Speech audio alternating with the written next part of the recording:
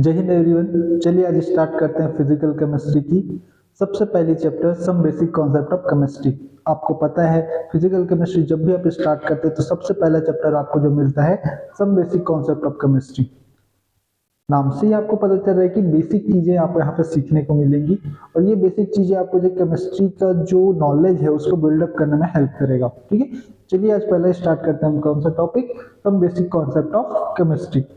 सब basic concept of chemistry में जो सबसे पहला टॉपिक जो हम डिस्कस करते हैं वो होता है मैटर। वो क्या होता है? मैटर।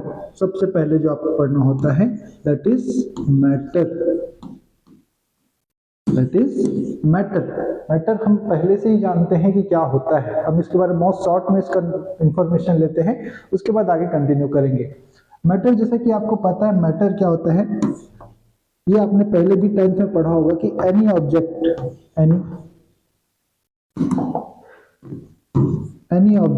वो क्या होता है? Any object that have some mass,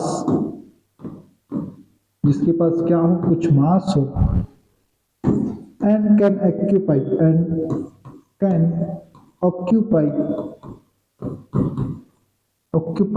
some space। तो कोई भी ऐसा ऑब्जेक्ट जो क्या कर सकता है, कुछ स्पेस ऑक्यूपाई कर सकता है या कुछ क्या कर सकता है, मास पोजेस करता है, उसको आप क्या बोलते हैं? मैटर बोलते हैं। क्या बोलते हैं? मैटर बोलते हैं। मैटर यहाँ पास हम जो है चीजों की बात कर रहे हैं, यहाँ पास ऑब्जेक्ट्स की बात कर रहे हैं। वो जो मैटर नहीं है जो आप जनरल सोचते हैं भाई मैटर हो गया, ऐसा वाला मैटर नहीं है यहाँ पे, है ना। ये वो मैटर नहीं है, ये हमारा केमिस्ट्री या फिजिक्स में यूज होने वाला मैटर है जो कि कुछ मास ऑक्यूपाई करता है और कुछ स्पेस ऑक्यूपाई करता है। ठीक है, चलिए बात करते हैं इस मैटर के बारे में। अपने जो है मैटर के बारे में पहले भी सुना होगा, ये जो हमारे पास जो टेबल होते हैं, चेयर होते हैं, इवन हम जो पर्सन होते हैं वो भी क्या होते हैं? मैटर ही होते हैं। क्या होते हैं? मैटर ही होते हैं। तो इसी मैटर के बारे में जो है आज पहले हम डिस्कस करेंगे। First thing matter. अब बात हो गई मैटर, तो हमको समझ आ गया कि स्पेस ऑक्यूपाई करने वाली चीजों को हम क्या बोलते हैं? मैटर बोलते हैं। चेयर स्पेस ऑक्यूपाई करती है क्या? होती है, करती है सर। चेयर में वेट होता है? हाँ होता है सर, वेट तो होता है, उठाते तो हैवी लगता है ना, वेट तो होता है। तो चेयर भी क्या है? आपका एक मैटर है। मैं मैटर हूं क्या? अरे सर मेरा वेट तो 70 kg है, मेरे पास मास तो है, मैं ये जगह कवर भी कर रहा हूं, तो मैं भी तो एक मैटर हुआ ना। हाँ, तुम हो क्या? तुम भी हो यार, तुम भी हो, तुम भी तो मास ऑक्यूपाई करते हो, तुम भी तो स्पेस ऑक्यूपाई करते हो। अपने चेयर का जगह तुमने कवर करके रखा है कि नहीं रखा है? तुम्हारा कुछ वेट है कि नहीं है ना। तुम भी क्या हो? एक मैटर हो। तो तुम जो भी चीजें देख रहे हो आसपास वो सब मैटर में आते हैं, वो सब मैटर में आते हैं। तो मैटर की बात जब करते हैं तो हमारे पास एग्जाम्पल्स की बात कर लेता हूं मैं इसमें। एग्जाम्पल की अगर आप बात करते हैं, एग्जाम्पल की बात करें तो आपके पास जो चेयर है, टेबल्स हो गए, बहुत सारी चीजें हैं, टेबल्स, और क्या बोल सकते हैं, ह्यूमंस भी क्या है? ऑब्जेक्ट है या फिर मैटर है। ठीक है, स्टोन, ईटीसी, बहुत सारी चीजें होती हैं। नॉन मैटर एक चीज होता है आपका non matter.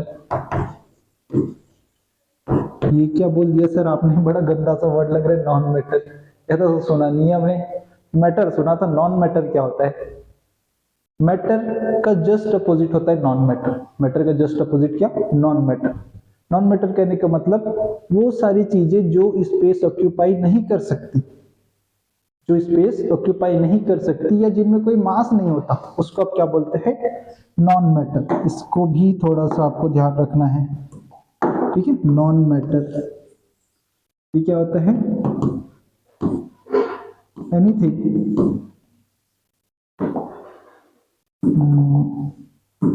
which do not have mass and cannot occupy and cannot occupy space। क्या, जो स्पेस ऑक्यूपाई नहीं करता, जिसके पास मास नहीं है और जो स्पेस ऑक्यूपाई नहीं करता, उसको आप क्या बोलते हैं, नॉन मैटर बोलते हैं। उसको आप क्या बोलते हैं, नॉन मैटर बोलते हैं। एग्जाम्पल है सर हमारे पास, एग्जाम्पल नॉन मैटर के example, light, best example light.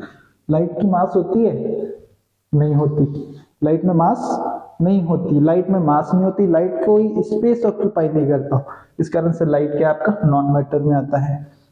और क्या हो सकता है, all human emotion, all emotions, emotions, emotions बोले तो लव, पेन,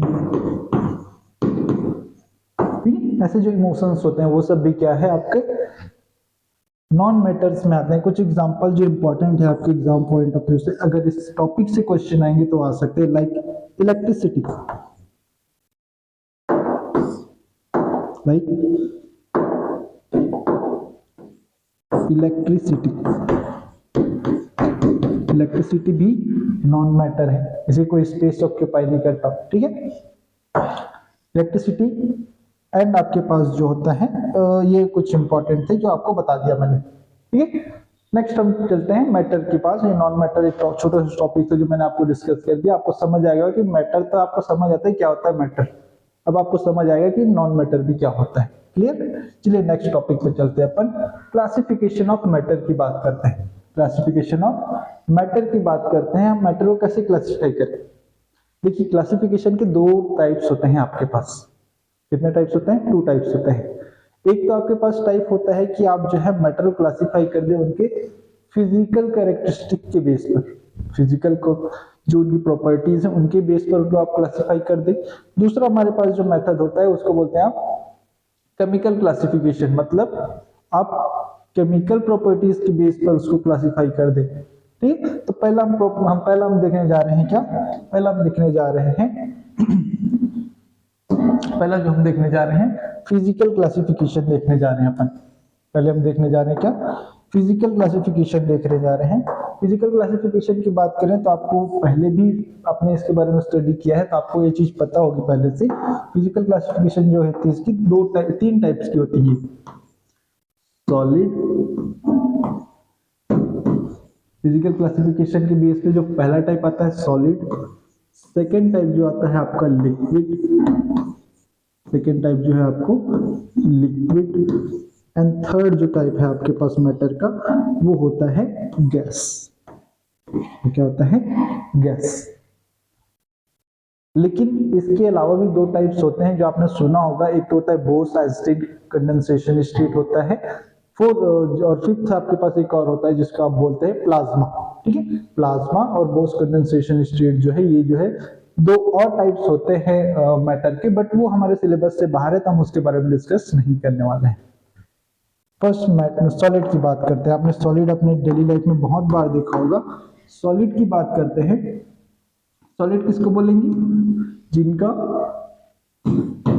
पास क्या होता है, फिक्स्ड शेप होता है, इनके पास क्या होता है, फिक्स्ड शेप होता है एंड फिक्स्ड मास होता है, एंड फिक्स्ड मास होता है, ठीक है। कोई भी ऑब्जेक्ट जिनके पास उनका शेप फिक्स है और उनका मास भी फिक्स है तो उसको आप क्या बोलते हैं, सॉलिड बोलते हैं। उसको आप क्या बोलते हैं, सॉलिड बोलते हैं। जैसे जैसे जैसे आप अपने पास जो टेबल है उसको देख लो, क्या उस टेबल का आप शेप चेंज कर सकते हैं, नहीं, उसका चेंज जो है, उसका शेप जो है वो चेंज नहीं होता है, तो शेप तो उसका फिक्स्ड है, उसका मास भी फिक्स्ड है।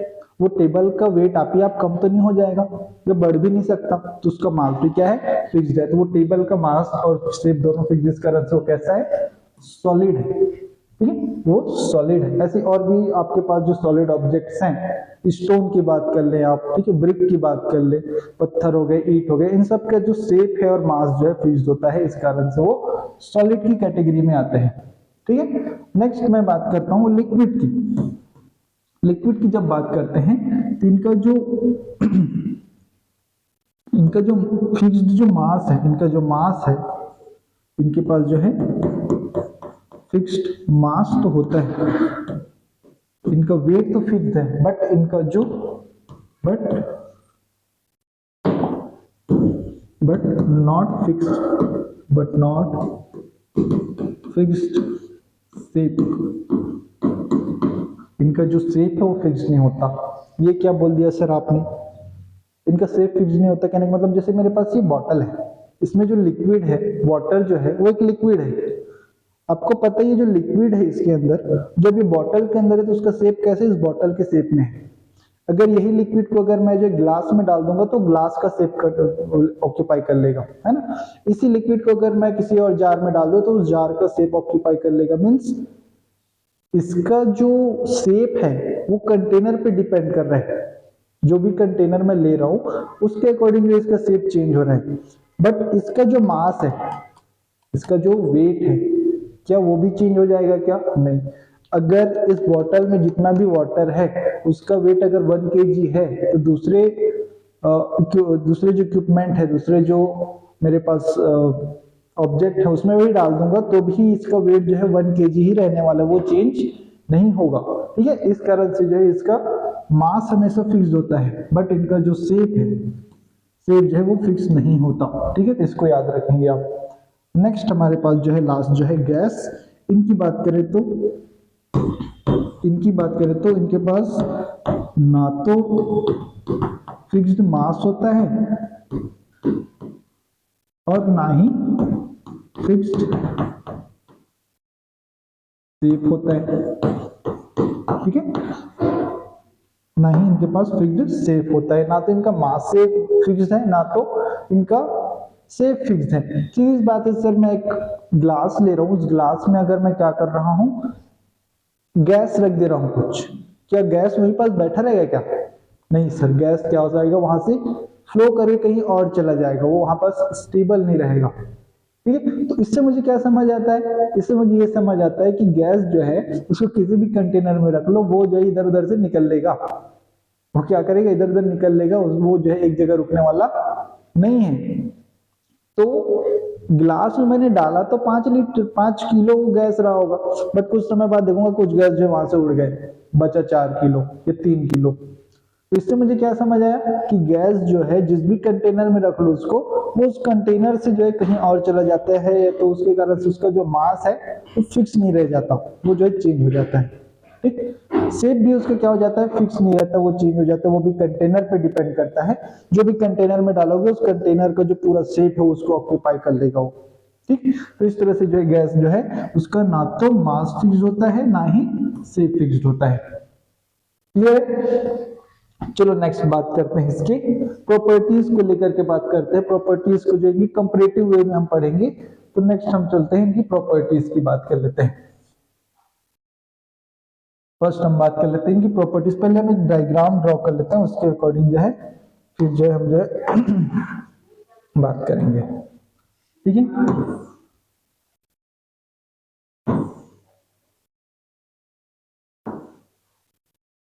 ठीक है, देखिए हम पहले ड्रॉ कर रहे हैं सॉलिड। पहले हम ड्रॉ कर रहे हैं solid, then liquid and then gas. ठीक है, देन गैस।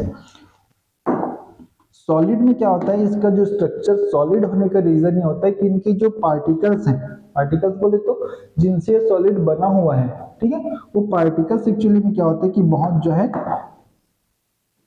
क्लोजली पैक्ड होते हैं, एक दूसरे के बहुत क्लोज प्रेजेंट होते हैं, ऐसे बहुत क्लोज प्रेजेंट होते हैं।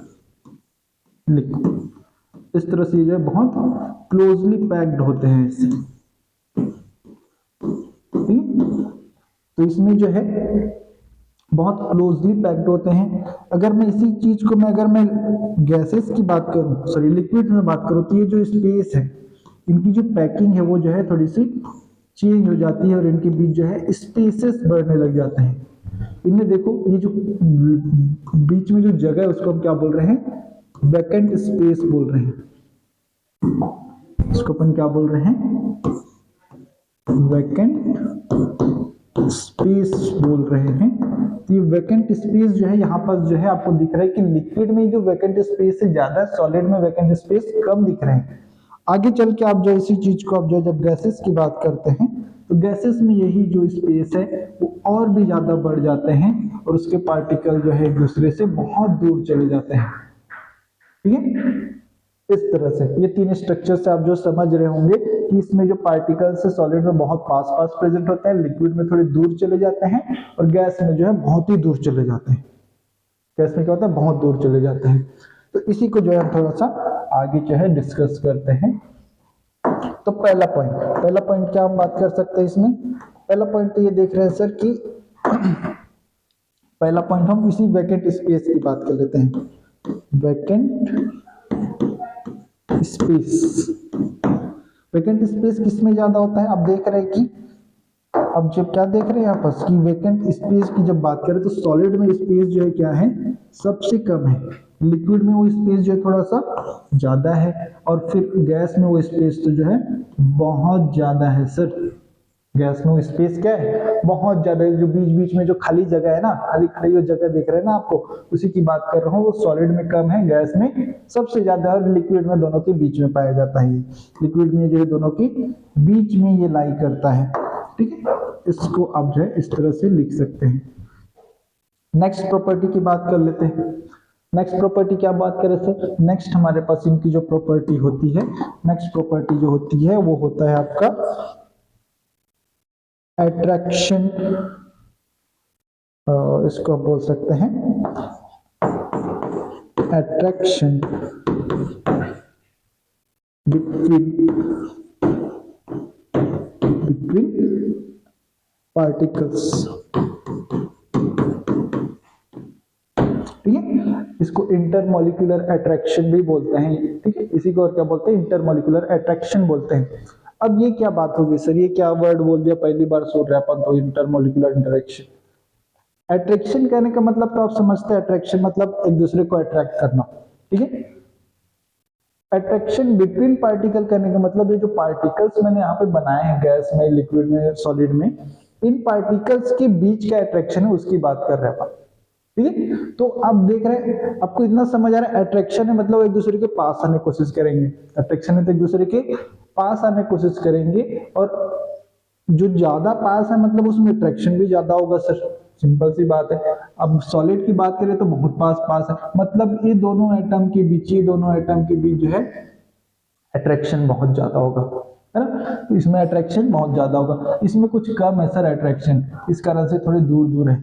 इसमें तो सर अट्रैक्शन का बहुत ही कम है सर, ये तो बहुत ही कम, इस कारण से ज्यादा दूर है ना? गैस में क्या अट्रैक्शन बहुत ही कम है, इस कारण से वो बहुत दूर दूर है, उनके बीच तो अट्रैक्शन पता ही नहीं चल रहा। उधर गैस है, इधर गैस है, दोनों मॉलिक्यूल पड़े हुए हैं, दोनों पार्टिकल दूर दूर पड़े हैं, एक दूसरे को कोई फील ही नहीं आ रहे, फील ही नहीं आ रहे कहाँ है अट्रैक्शन, कहाँ है अट्रैक्शन, कोई फील ही नहीं आ रहा है।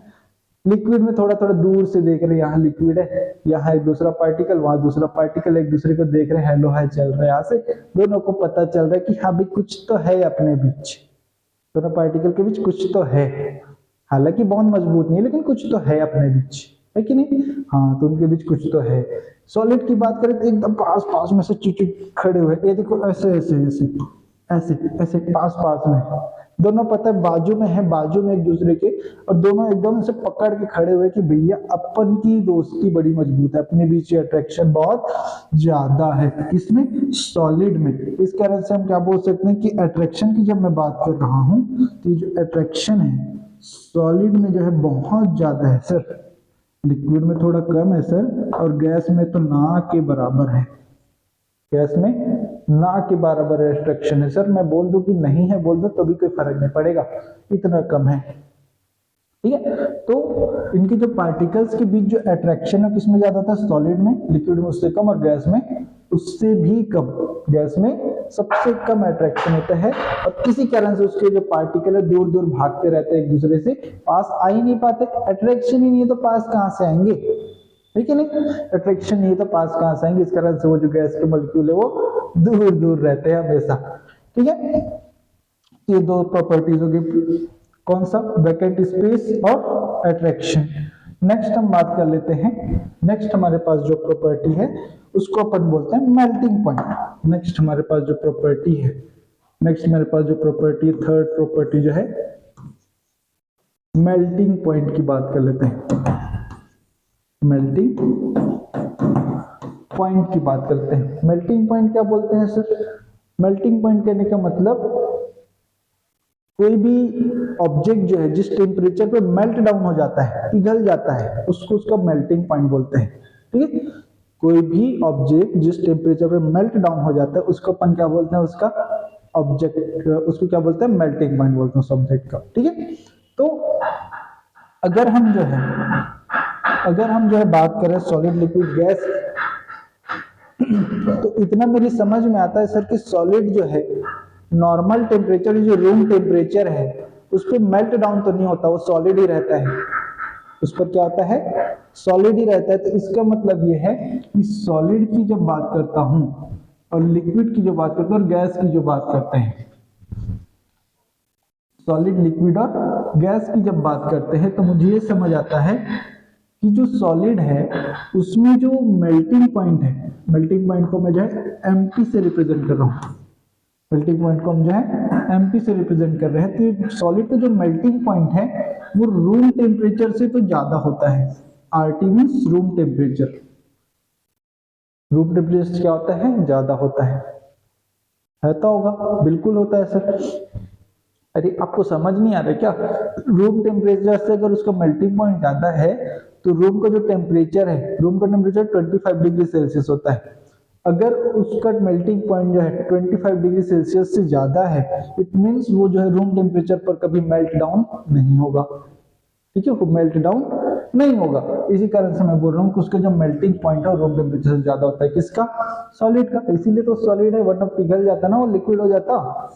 ठीक है, लिक्विड की बात करें तो इसकी जब बात करते हैं, इसका जो मेल्टिंग पॉइंट है, लिक्विड का जो मेल्टिंग पॉइंट है वो जो है कम होता है रूम टेम्परेचर से। ठीक है, और गैस की बात करें तो गैस का जो मेल्टिंग पॉइंट है वो भी क्या होता है? कम होता है रूम टेम्परेचर से। ठीक है, अगर ये लोग का मेल्टिंग पॉइंट रूम टेम्परेचर से कम है, इनका जो मेल्टिंग पॉइंट है रूम टेम्परेचर से कम है, तो क्या होगा? रूम टेम्परेचर से पहले ये लोग मेल्ट हो चुके होंगे और इस कारण से जो रूम टेम्परेचर पर जो सॉलिड नहीं रह जाएंगे, वो है ना, रूम टेम्परेचर पर सॉलिड नहीं रह जाएंगे क्योंकि वो पहले से मेल्ट हो चुके हैं ना, कम टेम्परेचर पे ही वो मेल्ट डाउन हो चुके हैं। ठीक है, नेक्स्ट हमारे पास जो है बॉइलिंग पॉइंट। नेक्स्ट हमारे पास जो है बॉइलिंग पॉइंट, फोर्थ पॉइंट है हमारे पास बॉइलिंग पॉइंट। बॉइलिंग पॉइंट क्या होता है सर? बॉइलिंग पॉइंट कहने का मतलब वो टेम्परेचर जिसपे कोई लिक्विड जो है वेपर में कन्वर्ट हो जाता है। इसमें कन्वर्ट हो जाता है, वेपर में कन्वर्ट हो जाता है। आपने वाटर का देखा है? वाटर को अगर आप हीट करते हैं 100 डिग्री सेल्सियस तक, तो क्या हो जाता है कि वो 100 डिग्री सेल्सियस पर वाटर जो लिक्विड से वेपर बनाने लग जाता है ना। लिक्विड जो होता है वहां से क्या हो जाता है? वेपर में कन्वर्ट होना चालू हो जाता है। तो 100 डिग्री सेल्सियस जो क्या होता है? वाटर का बॉइलिंग पॉइंट होता है, क्योंकि उस पर वो जो है लिक्विड से वेपर में कन्वर्ट हो रहा है ना।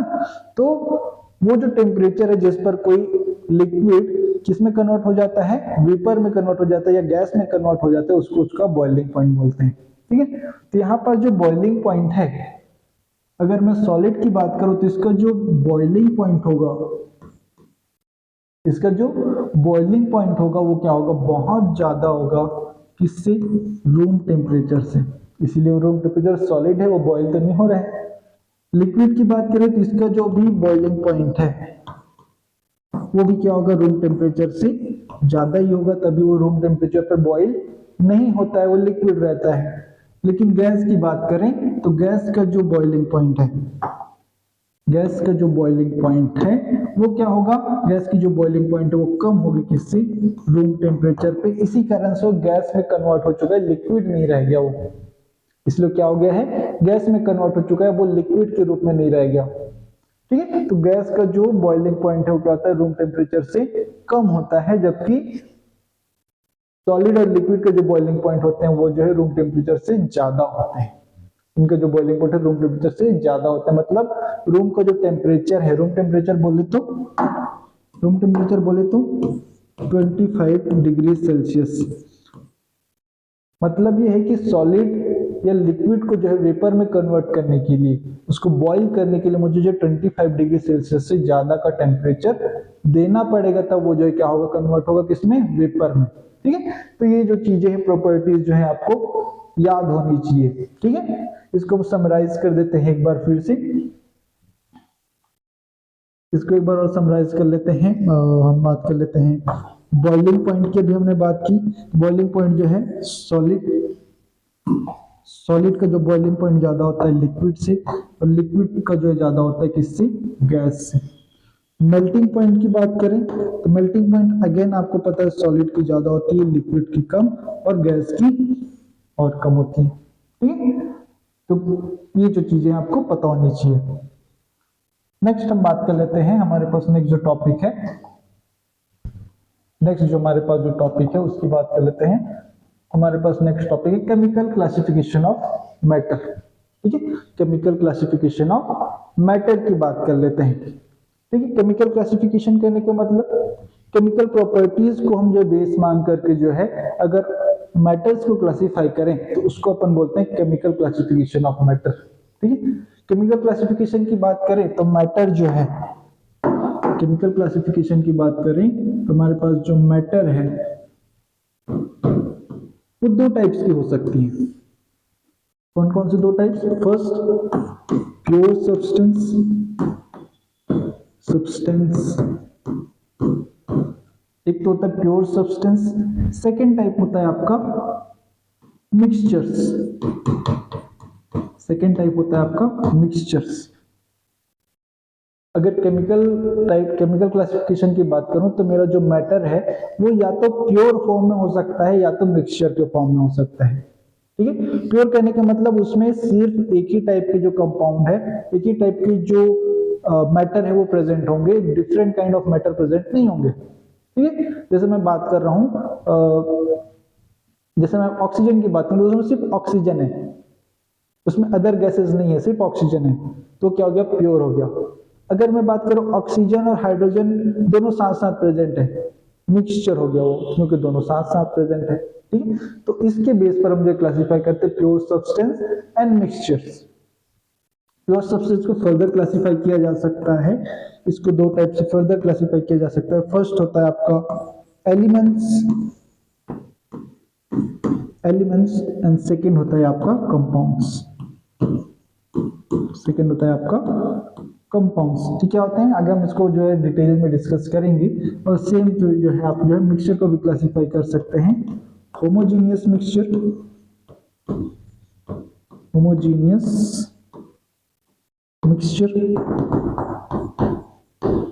and second is heterogeneous mixture.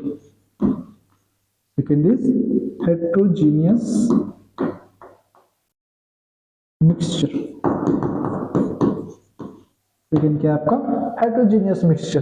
तो ये जो है मैटेरियल क्लासिफिकेशन है बेस्ड ऑन केमिकल क्लासिफिकेशन। ठीक है, तो इसको हम जो है चलो वन बाय वन करके जो डिटेल में देखते हैं। फर्स्ट हम बात कर रहे थे क्या, प्योर सब्सटेंस। फर्स्ट हम किसकी बात कर रहे थे, प्योर सब्सटेंस।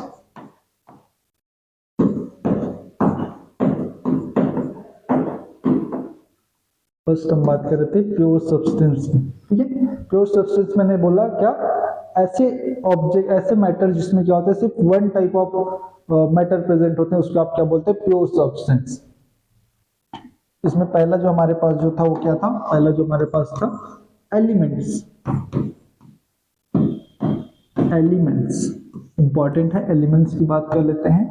एलिमेंट्स क्या होते हैं, कंपाउंड एलिमेंट्स क्या होते हैं। तो एलिमेंट्स की जब बात करते हैं तो एलिमेंट्स क्या होते हैं, एलिमेंट्स कहने का मतलब ये होता है कि कोई भी मैटर जिसमें सिर्फ एक टाइप के एटम प्रेजेंट हो, जिसमें सिर्फ एक ही टाइप के एटम प्रेजेंट हो। एक नहीं बोल रहा हूं मैं, एक टाइप के बोल रहा हूं। ठीक, जैसे मेरे पास एक बलून है, तो बलून की बात नहीं करते हैं, मेरे पास जो है ऑक्सीजन गैस की बात कर रहा हूं मैं, ऑक्सीजन गैस की बात कर रहा हूं। इसमें देखो O2 लिखा है, दो ऑक्सीजन है, लेकिन दोनों के दोनों क्या है, ऑक्सीजन है। दोनों के दोनों क्या है, ऑक्सीजन है। अगर दोनों के दोनों ही ऑक्सीजन है तो दोनों सेम है कि नहीं है, है कि नहीं, दोनों सेम है। और सर अगर दोनों सेम हैं तो दोनों एक ही टाइप के हैं तो मतलब वो क्या है, एलिमेंट है। दोनों क्या है, एलिमेंट है। तो एलिमेंट का मैंने जो आपको डेफिनेशन दिया, all matter that have only one kind of atoms,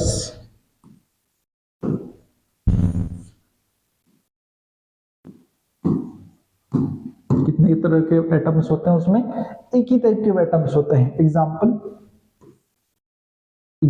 क्या है आपके पास, एग्जाम्पल है आपके पास ऑक्सीजन, दोनों के दोनों ऑक्सीजन है। ओजोन, तीनों के तीनों ऑक्सीजन है। हाइड्रोजन गैस की बात करूं उसमें दो हैं लेकिन दोनों के दोनों H ही हैं, दोनों के दोनों हाइड्रोजन ही है। थर्ड मेरे पास जो है,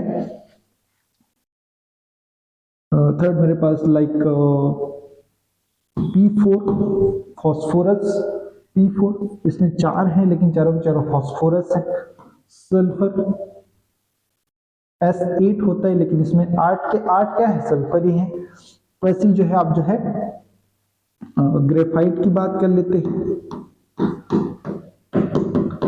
इसमें क्या होता है, ग्रेफाइट जो कार्बन से ही बने, सारे के सारे कार्बन है उसमें, तो ग्रेफाइट भी क्या है आपका एलिमेंट में आएगा।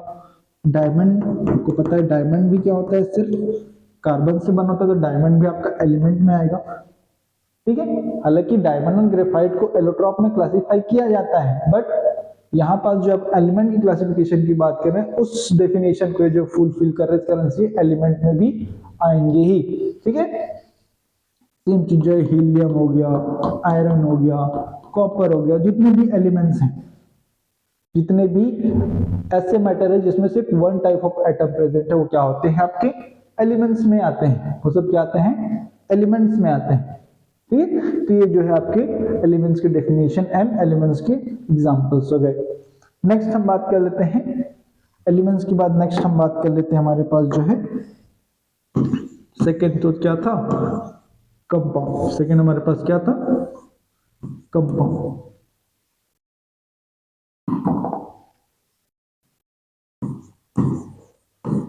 कंपाउंड की बात कर लेते हैं।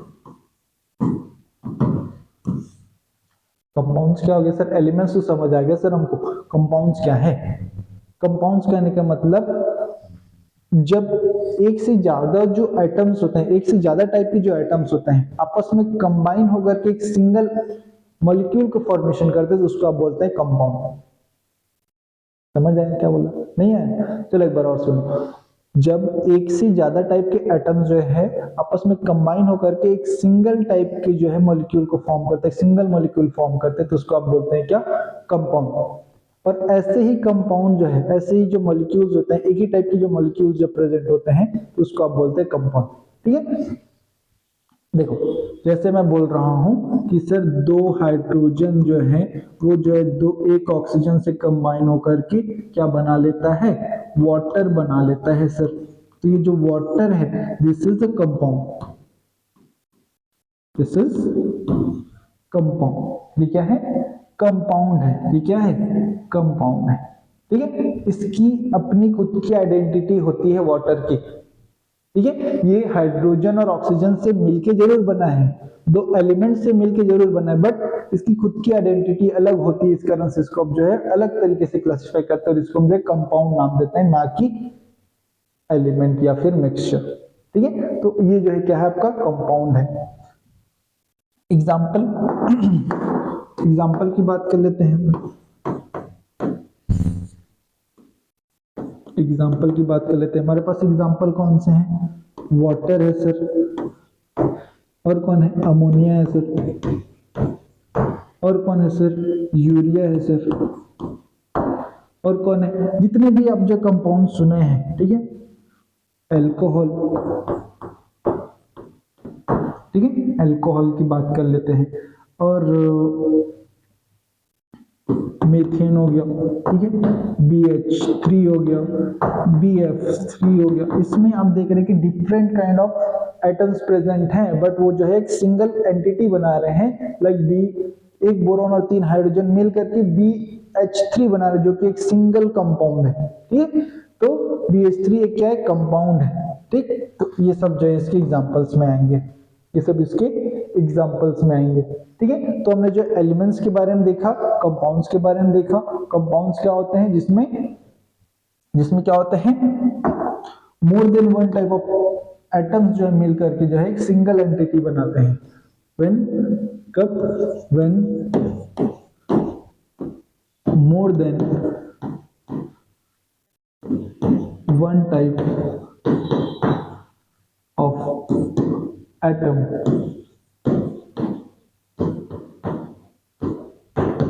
combines to form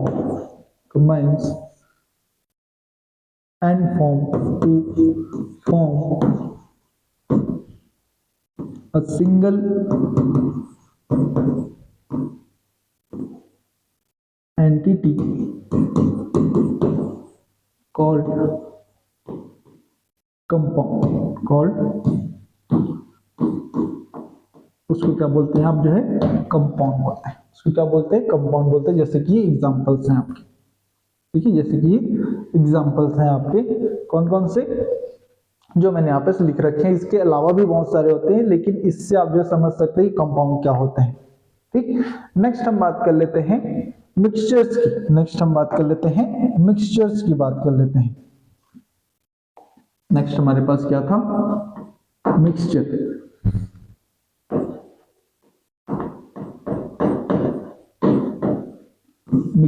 हमने बोला सर मिक्सचर क्या होता है, पहले ये चीज समझो।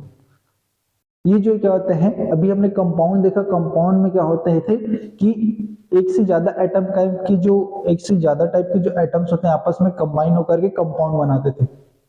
कंपाउंड की एक जो है एक और प्रॉपर्टी ये जो होती है, इसमें जो कंपोजिशन होते हैं, इसमें जो है एक चीज यहां पर नोट कर लेना,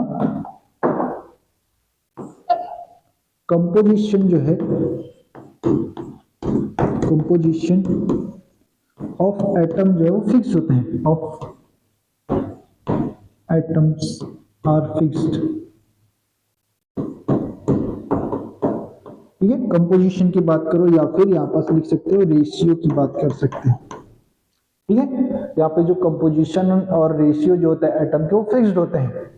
मींस आपका जो वाटर है, मींस यहाँ पर जो है मैं आपको बता देता हूँ, जैसे कि वाटर की बात करते हैं, ये जो कंपाउंड और इसमें जो कंपोजिशन, मतलब इसमें जो 2 हाइड्रोजन होंगे और 1 ऑक्सीजन होगा, तभी ये वाटर बनेगा, तभी ये कंपाउंड बनेगा, ठीक है।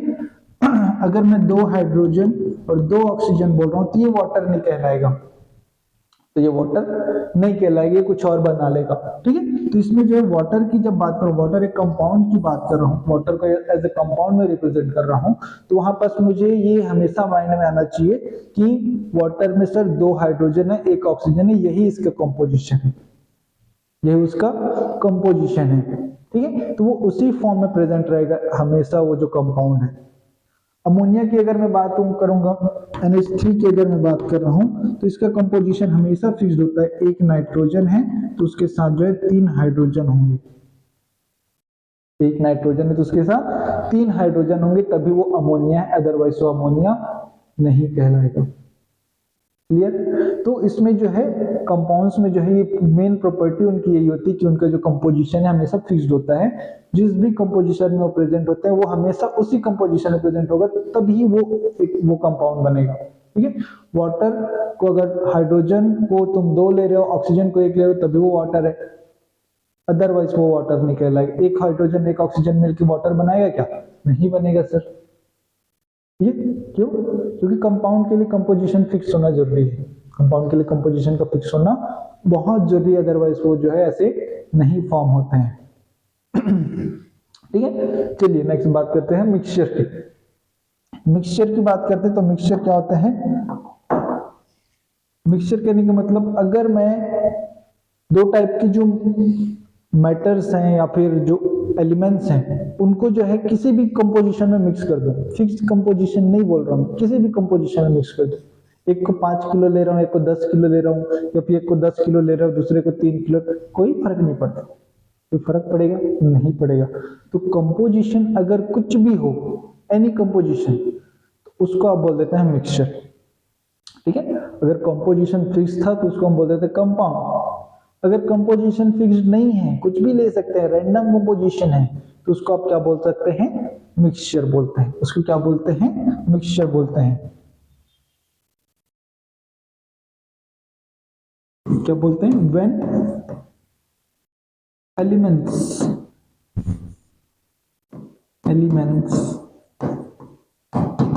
और compounds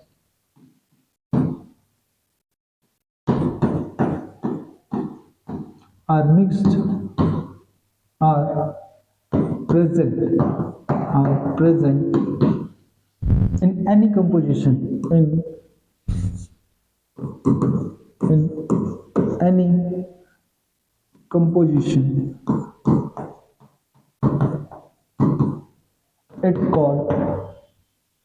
it will call mixture. इसको आप क्या बोल देंगे? मिक्सचर बोल देंगे। इसको आप क्या बोलेंगे?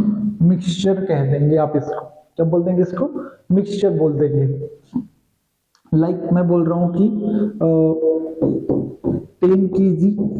10 kg सॉल्ट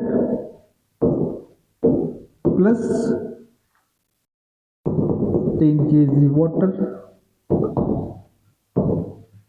10 kg वाटर, दोनों को मैंने 10 kg ले लिया, तो क्या बन जाएगा?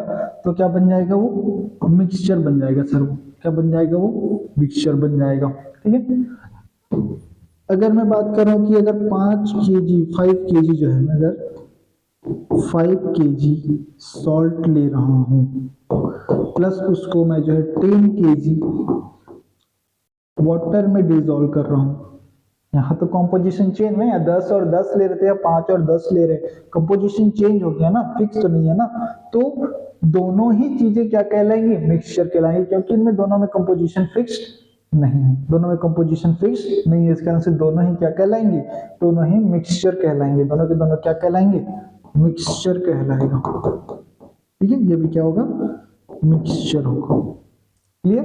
जब कंपोजिशन फिक्स ना हो तो मिक्सचर होता है, जब कंपोजिशन फिक्स हो जाए तो उसको आप बोल देते हैं कंपाउंड। ठीक है। टाइप्स की बात कर लेते हैं अपन। टाइप्स की बात कर लेते हैं। मिक्सचर के टाइप्स कौन कौन से होते हैं? फर्स्ट हमारे पास जो 2 टाइप के मिक्सचर होते हैं, पहला हमारे पास जो है होमोजीनियस मिक्सचर।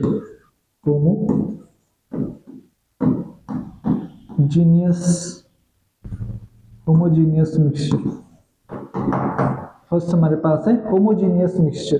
होमोजीनियस मिक्सचर को एक लाइन में डिफाइन किया जा सकता है कि ऐसे मिक्सचर जिनकी जो कंपोजिशन है उसमें जो है यूनिफॉर्म डिस्ट्रीब्यूशन होता है। यूनिफॉर्म डिस्ट्रीब्यूशन होता है तो उसको आप बोल देते हैं क्या? Homogeneous mixture. यूनिफॉर्म डिस्ट्रीब्यूशन, पहले इस चीज को लिख लेते हैं। ठीक है।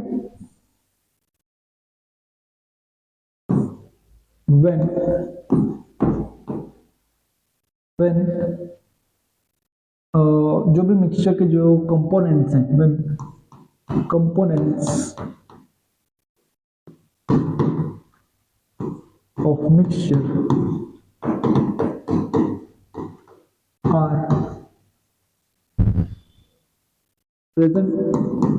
are present in uniform distribution,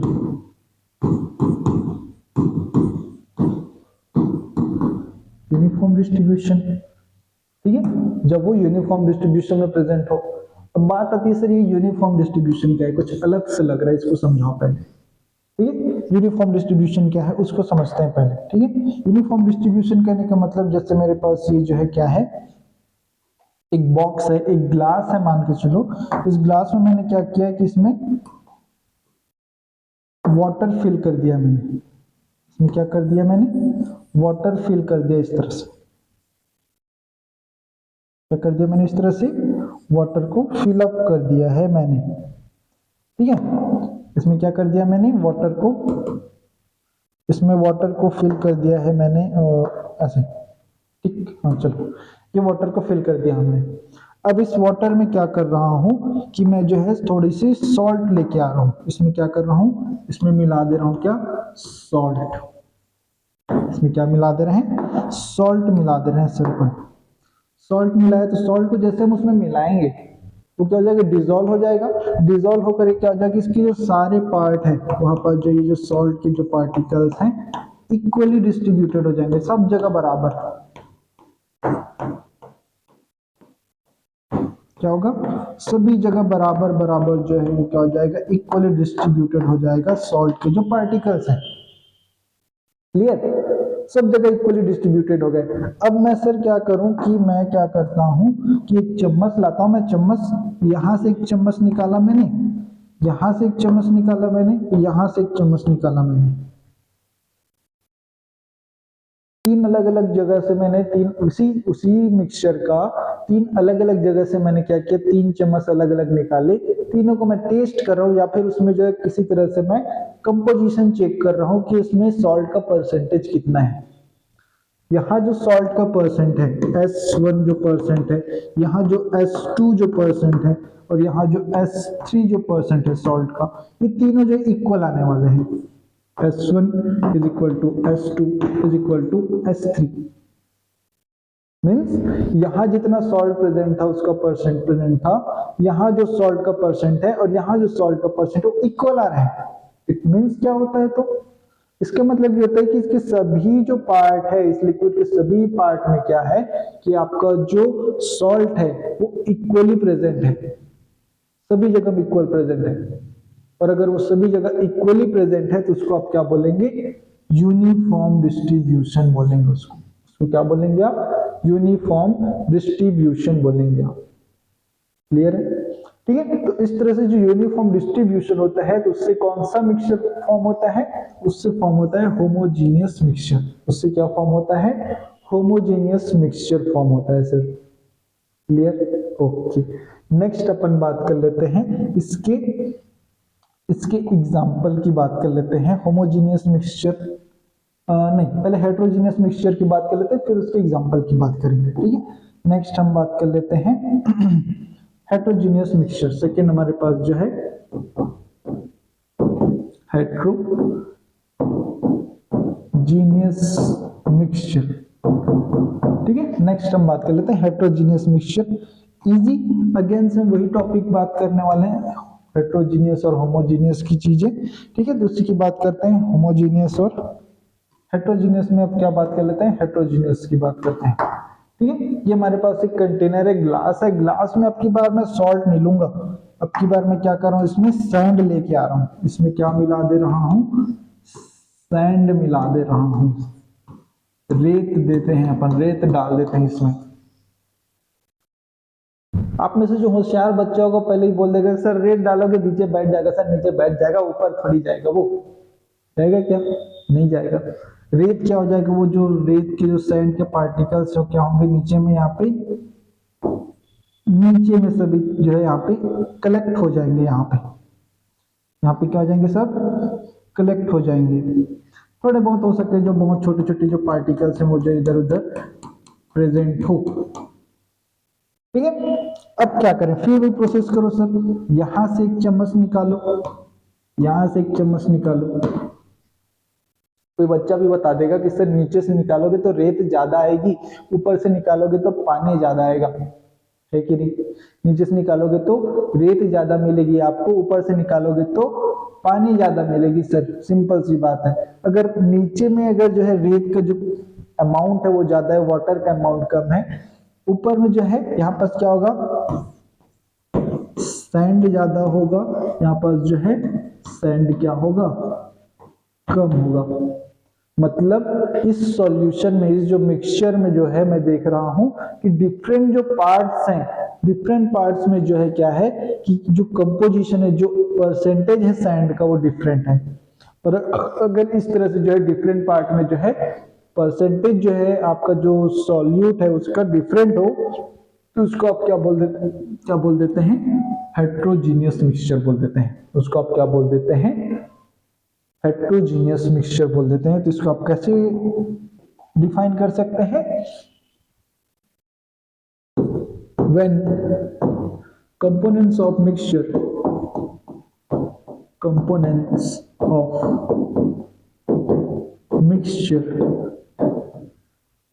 is uniformly or say unequally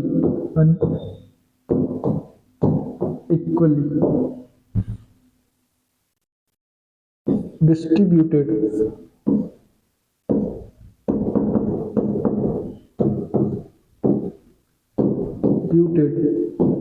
then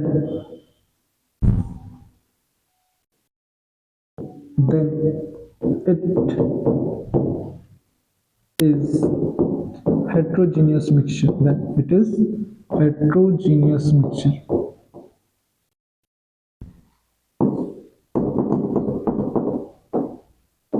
clear? ये जो चीजें हैं आपको ध्यान में रखनी है। ठीक, डेफिनेशन है, डेफिनेशन से उतने क्वेश्चन बनेंगे नहीं, लेकिन एग्जाम्पल से क्वेश्चन बन सकते हैं। ठीक है, एग्जाम्पल की बात करते हैं, कुछ क्वेश्चन के फॉर्म में एग्जाम्पल लेके चलते हैं। आपके पास जो है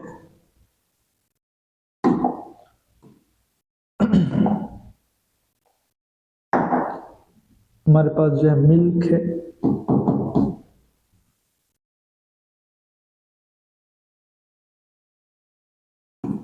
मिल्क, डिस्टिल वाटर, मिल्क है, एंड आप बात कर सकते हैं, नहीं पहले एग्जांपल की बात कर लेते हैं। एग्जांपल मैं बता देता हूं आपको। फर्स्ट होमोजीनियस की बात कर रहे थे आप, होमोजीनियस मिक्सचर की जो बात की है उसके एग्जांपल की बात कर लें तो जितने भी आपका होमोजीनियस मिक्सचर है, लाइक सॉल्ट वाटर,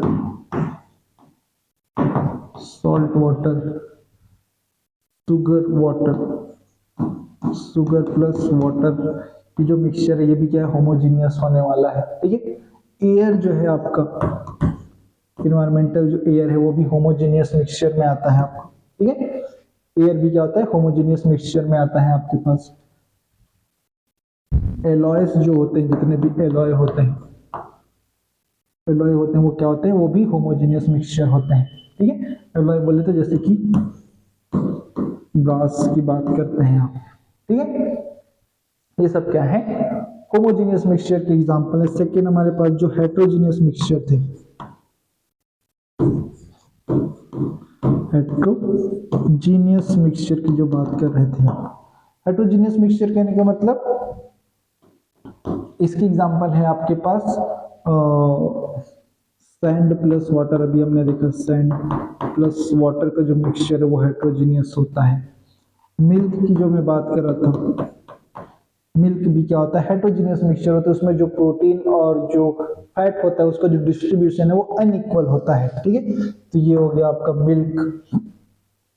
ठीक है, ये जो कुछ एग्जांपल है जो इंपॉर्टेंट है आपका होमोजीनियस और हेट्रोजीनियस मिक्सचर में, वो कुछ ये हैं आपको याद होने चाहिए। ठीक है, नेक्स्ट बात कर लेते हैं कुछ क्वेश्चन, किस टॉपिक से रिलेटेड कुछ क्वेश्चन है हमारे पास, उसको हम डिस्कस कर लेते हैं पहले।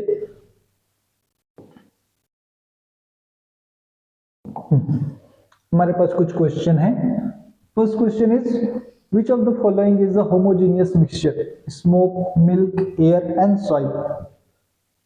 होमोजीनियस मिक्सचर पूछा गया आपको। आपको पता है कि मैंने अभी आपको एग्जांपल दिया था, एयर जो है यहाँ पर जो है, एयर जो है वो क्या होता है आपका? सही राइट आंसर हो जाता है, क्योंकि एयर जो है होमोजेनियस मिक्सचर बनाता है। ठीक है, सेकंड क्वेश्चन है हमारे पास, which of the following is a pure substance? Pure substance, हमने सब्सटेंस की बात की थी थोड़ी देर पहले, सब्सटेंस, प्योर सब्सटेंस और मिक्सचर की बात की थी। प्योर सब्सटेंस आपको पता है इसमें कौन होगा? ब्रास। ब्रास आपका जो है, ब्रास जो है ये होता है आपका होमोजीनियस मिक्सचर होता है, ये होमोजीनियस मिक्सचर होता है। ठीक है, मिक्सचर में आ जाएगा। एयर आपको पता है ये होमोजीनियस मिक्सचर होता है। ठीक है, ये होमोजीनियस मिक्सचर होता है। Sea water, it is also mixture. ठीक है। या also mixture, distil water is a pure substance, distil water जिसमें सिर्फ वाटर ही कंटेंट होते हैं, सिर्फ वाटर के मॉलिक्यूल होते हैं, तो डिस्टिल वाटर जो यहाँ पर आपका जो राइट आंसर हो जाता है कि डिस्टिल वाटर जो है क्या है आपका प्योर सब्सटेंस आ जाएगा। ठीक है, नेक्स्ट क्वेश्चन देखते हैं अपन।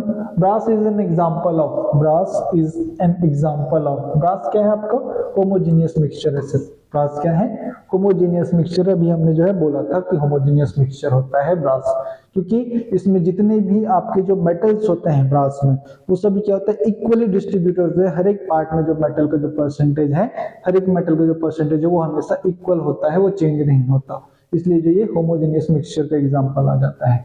ठीक है, नेक्स्ट हमारे पास जो क्वेश्चन है, which one of the following is a pure substance? Again I think this question is repeated, so अभी हमने देखा था इसका आंसर जो है डिस्टिल वाटर होता है। इसका आंसर क्या होता है डिस्टिल वाटर होता है। नेक्स्ट हम देख लेते हैं हमारे पास जो है,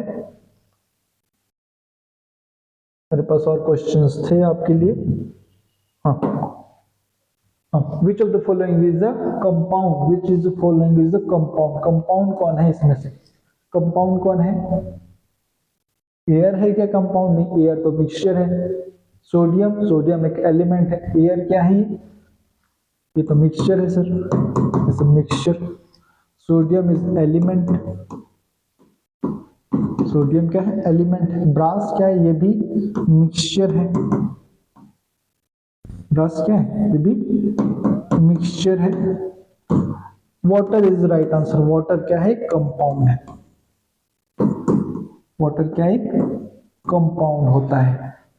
Which of the following is an element? Ammonia क्या है, अमोनिया फॉर्मूला लिख के आप देख सकते हैं NH3, this is a compound. ठीक है, methane CH4, this is also compound. Sulphur S8 and carbon dioxide CO2। अब देख रहे हैं कि S8 इसमें सिर्फ सल्फर है, सल्फर में क्या है सिर्फ S प्रेजेंट है, सिर्फ सल्फर के एटम प्रेजेंट है, मींस ये जो है इसमें सिर्फ one type of atom present है, और जिसमें one type of atom present होता है वही एलिमेंट होता है। ये क्या होता है एलिमेंट होता है। नेक्स्ट हमारे पास जो है which one of the following is not a pure substance, कौन सा प्योर सब्सटेंस नहीं है सर इसमें से, प्योर सब्सटेंस कौन नहीं है इसमें से। डायमंड, डायमंड जानते हैं आप, उसमें कार्बन होता है, सिर्फ कार्बन होता है, तो डायमंड तो प्योर सब्सटेंस है, डायमंड तो प्योर सब्सटेंस है, वो सिर्फ एलिमेंट होता है, उसमें कार्बन एलिमेंट होता है। ऑक्सीजन, ऑक्सीजन की जब बात की जा रही है सिर्फ ऑक्सीजन है उसमें, और तो कुछ है नहीं। कॉपर में भी सिर्फ कॉपर है। मिल्क की बात, गुड, मिल्क इज आंसर, क्योंकि मिल्क में जो है हमको पता है मिल्क में जो है फैट भी होता है, प्रोटीन्स भी होते हैं, वाटर भी होता है, बहुत सारी चीजें होती हैं उसमें, तो मिल्क जो है प्योर सब्सटेंस में नहीं होता, मिल्क जो है क्या है मिक्सचर है, मिल्क क्या है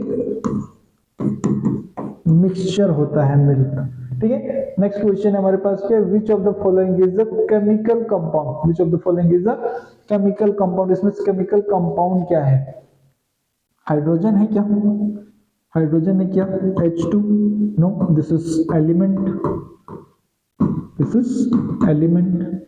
water, water H2O, water, water क्या है H2O।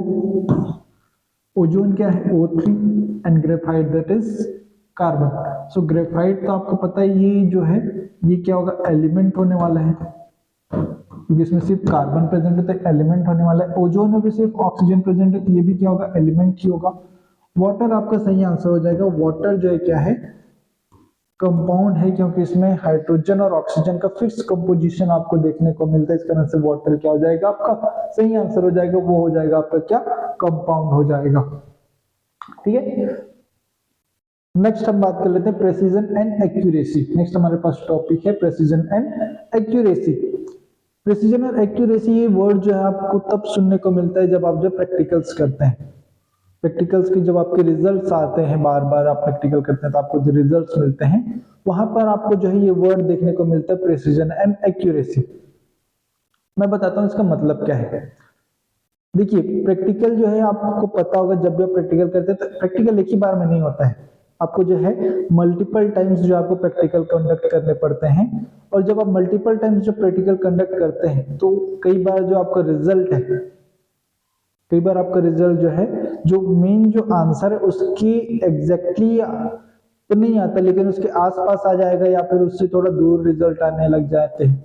ठीक है, ये होता है, आपको पता है, अगर आपने किया तो आपको पता होगा। ठीक है, जैसे मैं बोल रहा हूं मेरा एक प्रैक्टिकल है, कभी एक प्रैक्टिकल की बात कर रहा हूं मैं, उसका जो रिजल्ट है, रिजल्ट की बात करो, उसका जो ट्रू रिजल्ट है, मतलब जो एक्चुअल में जो उसका रिजल्ट आना चाहिए, उसका जो वैल्यू 30 आना चाहिए। मैंने बोला उसका ट्रू रिजल्ट जो है 30 होता है। आपने बुक में लिखा हुआ है कि ट्रू रिजल्ट 30 होता है। आपने प्रैक्टिकल किया, आपका जो पहला रिजल्ट है, पहला जो आपका प्रैक्टिकल था, फर्स्ट जो आपका प्रैक्टिकल था, उसमें आपको जो है वैल्यू जो है 25 मिली। सेकेंड रिजल्ट आपको मिला, वो भी 25 ही आ रहे हैं। थर्ड रिजल्ट लेकिन वो भी 25 आ रहे हैं। तीनों बार आपको 25 आया, लेकिन ट्रू रिजल्ट आया कि आपका नहीं आया, ट्रू रिजल्ट नहीं आया। तो जब आपका जो प्रैक्टिकल जो है उसकी जो वैल्यूज है, प्रैक्टिकल का जो रिजल्ट है बार बार सिमिलर आते हैं, एकदम पास पास वाली जो वैल्यूज आती है, सेम टाइप की वैल्यूज आती हैं, तो उसको आप बोलते हैं प्रेसिजन। उसको क्या बोलते हैं? प्रेसिजन।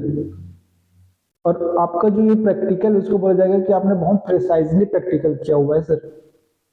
मीन्स आपका जो भी रिजल्ट आ रहा है वो कंटिन्यूसली सेम रिजल्ट आ रहा है, मतलब आपका जो प्रैक्टिकल है वो बहुत ही प्रिसाइज हुआ है। ठीक है, उसका जो रिजल्ट है, उसका जो प्रेसिजन है बहुत अच्छा है, बट उसकी एक्यूरेसी सही नहीं है।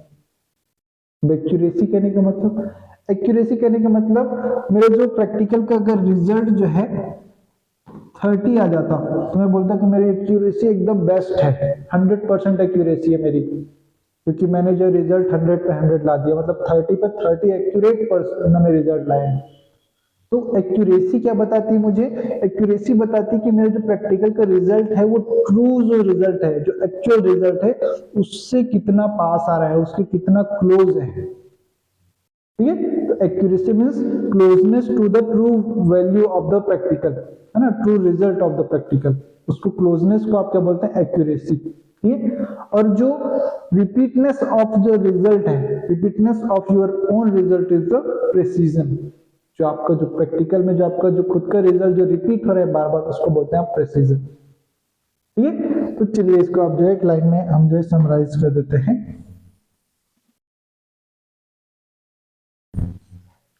फर्स्ट मैंने क्या बोला था आपको?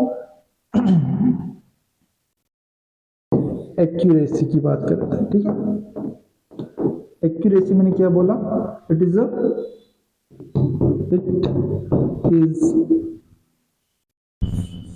इसको आप सिंपल से लिख सकते हैं, क्लोजनेस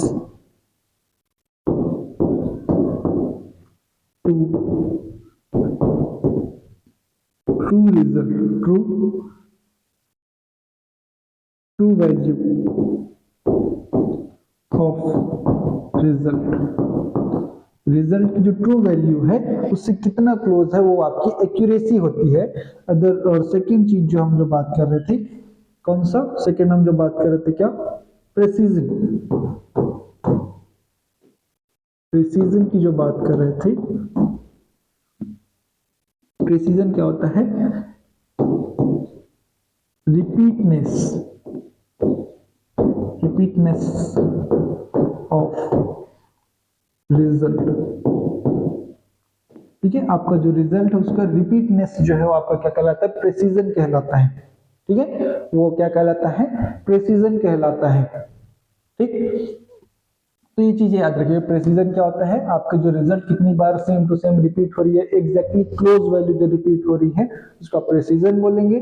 और एक्यूरेसी क्या होगी? जो आपकी जो ट्रू वैल्यू होगी, उस प्रैक्टिकल की जो ट्रू वैल्यू होगी, जो आपका प्रैक्टिकल आप कर रहे हो उसकी जो एग्जैक्ट वैल्यू होगी, उससे आप कितना क्लोज जा रहे हो, वो आपकी एक्यूरेसी कहलाती है। ठीक है, अगर मैं बोल रहा हूँ मेरा प्रैक्टिकल जो है 100 वैल्यू आनी चाहिए एक्चुअली में, लेकिन मेरा आ रहा है 50%, तो मेरी एक्यूरेसी क्या होगी? 50% होगी।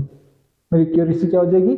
50% हो जाएगी। अगर मैं बोल रहा हूँ कि मेरा जो प्रैक्टिकल है उसका जो ट्रू वैल्यू है 50 है, मेरे को 10 रहे, होना चाहिए 50, कितना रहे? 10 रहे, तो मेरी एक्यूरेसी बहुत गंदी है सर फिर तो। अगर मैं 50 में 50 ले आया तो मेरी एक्यूरेसी बहुत अच्छी है। समझ आया एक्यूरेसी क्या हो गया? एक्यूरेसी आप समझ गए, प्रेसिजन आप उसको जो है उससे कंपेयर करके आप निकाल सकते हैं। प्रेसिजन क्या होगा कि आपके जो रिजल्ट हैं वो बार बार अगर सेम आ रहे हैं तो आपकी जो है प्रेसिजन अच्छी है बोली जाएगी। अगर आपकी जो है रिजल्ट जो है ट्रू वैल्यू के एकदम क्लोज आ रहे हैं या ट्रू वैल्यू ही लेके आ जा रहे हैं तो आपकी एक्यूरेसी अच्छी बोली जाएगी। क्लियर है? तो ठीक है, इसकी जो है इसमें ज्यादा कुछ और है नहीं। इसमें कुछ क्वेश्चन है हमारे पास। Precision of the measurement is defined as. Precision कैसे डिफाइन की जाती है? मैंने अभी आपको बोला सर रिप्रोड्यूसिबिलिटी या फिर इसी को आप जो है रिपीटनेस भी मैंने बोला था, रिपीटनेस ऑफ मेजरमेंट रिजल्ट। आप जो मेजरमेंट कर रहे हैं उसमें जो कितनी रिपीटेशन आप बार बार उसी को रिपीट कर रहे हैं, रिप्रोड्यूस कर रहे हैं उसी चीज को, तो उसको आप क्या बोलते हैं? प्रेसिजन बोलते हैं। D is the right answer. ठीक है, डी इसका सही आंसर होगा। Second question, accuracy of the measurement depends on systematic error, random error. ये सारी चीजें हमारे सिलेबस में नहीं है। यहाँ जो है इसका आंसर हो जाता है first option, least count of the instrument. Least count of the instrument बोले तो least count of the instrument कहने का मतलब ये है कि आपका इंस्ट्रूमेंट जो है, जिस इंस्ट्रूमेंट से आप जो है प्रैक्टिकल कर रहे हैं, वो इंस्ट्रूमेंट कितनी बारीकी से आपका जो है रिजल्ट ऑब्जर्व कर सकता है, कितनी बारीकी से आपका रिजल्ट ऑब्जर्व कर सकता है, उसको बोलते हैं लीस्ट काउंट। ठीक है, तो लीस्ट काउंट जितना अच्छा होगा, जितना ज्यादा लीस्ट काउंट होगा उस इंस्ट्रूमेंट का, आपका रिजल्ट जो है उतनी ज्यादा एक्यूरेट आएगी, उतनी ज्यादा एक्यूरेट आएगी। कहने का मतलब जैसे कि 3 जो है आपका ट्रू वैल्यू है, क्या है आपका ट्रू वैल्यू है, ट्रू वैल्यू है। ठीक है, आपकी वैल्यूज अगर जो पॉइंट में भी मेजर कर पाता हो, लाइक आपका जो रिजल्ट आ रहा है, आपका जो इंस्ट्रूमेंट हो आपको रिजल्ट दे रहा है 9.999, तो जितनी डेसिमल के बाद वो जितनी छोटी वैल्यू मेजर कर पाएगा वो उसकी क्या होगी? लीस्ट काउंट बोली जाएगी। तो जितनी छोटी वैल्यू मेजर कर पाएगी आपका जो रिजल्ट जो है उतना एक्यूरेट आएगा। ठीक है, उतना एक्यूरेट आएगा। ठीक है, अगर यही पास जो है ये इतनी छोटी वैल्यू मेजर नहीं कर पाता, आपकी वैल्यू 9 ही आ रही है, आप 9 काउंट तो कर लिए, बट इसकी प्रोबेबिलिटी ज्यादा है कि जो है कुछ प्लस आगे भी हो सकता है या फिर कुछ कम भी हो सकता है, 8.9 भी हो सकता है या 9.1 भी हो सकता है, क्योंकि आपका मशीन जो है, आपका जो इंस्ट्रूमेंट जो है उतनी एक्यूरेटली उसको मेजर नहीं कर पा रहा है, उसका लीस्ट काउंट तो बहुत कम है। ठीक है, तो लिस्ट काउंट अगर ज्यादा होगा तो एक्यूरेसी ज्यादा होगी, अगर लिस्ट काउंट जो अगर कम होगा उस मशीन इंस्ट्रूमेंट का तो उसकी एक्यूरेसी भी कम हो जाती है। क्लियर? तो ये जो चीजें थी, तो इसका आंसर जो है क्या है आपका लिस्ट काउंट ऑफ इंस्ट्रूमेंट। अगर लिस्ट काउंट ऑफ इंस्ट्रूमेंट अगर अच्छा है तो आपको जो है जो आपकी जो एक्यूरेसी भी अच्छी होने वाली है। ठीक, नेक्स्ट बात कर लेते हैं सिग्निफिकेंट फिगर्स के बारे में। नेक्स्ट बात कर लेते हैं सिग्निफिकेंट फिगर्स के बारे में। सिग्निफिकेंट फिगर्स क्या होता है? सिग्निफिकेंट फिगर्स कहने का मतलब देखो, इसमें इंपॉर्टेंट चीज ये है कि आपको सिग्निफिकेंट फिगर्स फाइंड आउट करनी आनी चाहिए। ठीक है, इससे क्वेश्चन बनते हैं जेई में भी और नीट में भी, तो आपके लिए इंपॉर्टेंट ये कि आप ये काउंट करें कि कितने सिग्निफिकेंट फिगर्स प्रेजेंट हैं। ठीक है, एक्चुअली में सिग्निफिकेंट फिगर्स कहने का मतलब ये होता है कि आपके पास जो भी मैथमेटिकल वैल्यू दी हुई है, उस मैथमेटिकल वैल्यूज में जो आपका जो सर्टेन वैल्यू है और अनसर्टेन वैल्यू है। अब ये क्या बोल दिया सर आपने? जैसे देखो, कोई भी वैल्यूज दी रहती है, जैसे कि 10.01 ऐसे 2 वैल्यूज दी हैं। ठीक है, तो ये जो आपका जो शुरू के जो ये वैल्यूज है वो क्या होते हैं? इनको बोला जाता है सर्टेन वैल्यू, सर्टेन वैल्यूज। और जो लास्ट का जो डिजिट होता है उसको बोला जाता है अनसर्टेन वैल्यूज। उसको क्या बोला जाता है? Uncertain values. ठीक है, तो ये सर्टेन वैल्यू और अनसर्टेन वैल्यू, जो टोटल जो सर्टेन और अनसर्टेन वैल्यूज हैं, उन्हीं के नंबर्स को आप बोलते हैं सिग्निफिकेंट नंबर्स। उनको इंक्लूड करके आप क्या बोलते हैं? सिग्निफिकेंट नंबर्स बोलते हैं। ठीक है, तो इसका रूल इंपॉर्टेंट है, कैसे हम काउंट करते हैं, तो हम उसको जो है हम जो है डिराइव करना सीखेंगे, कैसे हम जो है सिग्निफिकेंट नंबर्स काउंट करते हैं। तो उसके कुछ रूल्स हैं, है ना, how to determine significant numbers, उसको हम डिटरमाइन करने के हमारे पास कुछ रूल्स हैं। उस रूल को हम जो 1 बाय 1 करके डिस्कस करते हैं। फर्स्ट रूल हमारे पास जो है, फर्स्ट जो रूल है हमारे पास फर्स्ट रूल है हमारे पास, वो होता है, पहला जो रूल है आपको बोलते हैं, एक मिनट, फर्स्ट रूल हमारे पास जो है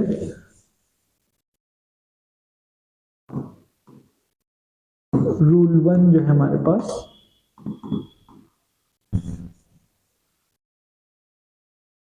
रूल 1 क्या है? रूल 1 जो हमारे पास है ये बोलता है,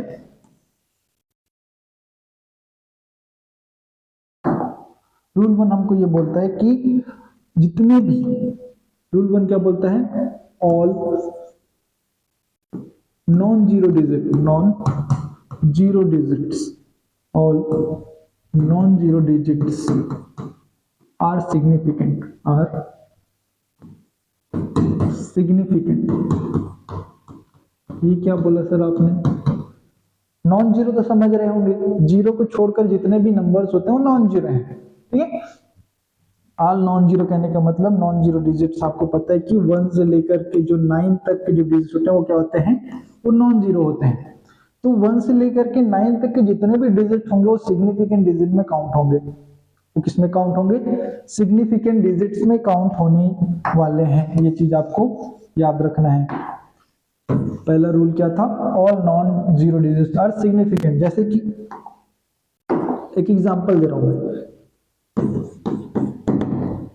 मेरे पास जो है मेरे पास एक वैल्यू है 145, 145।